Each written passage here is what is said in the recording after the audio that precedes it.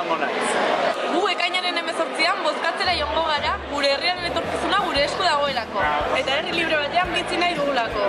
El 18 voy a votar porque creo que es un derecho de todos los navarros el decidir nuestro futuro.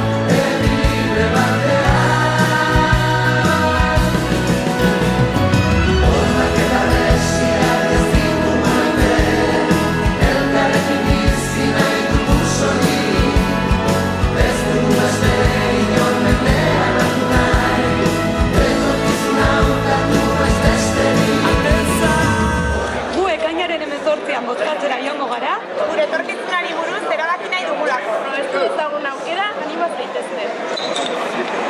Nik ekainaren 18an oso argi daukat eta bozkatzera noa. Eta zu?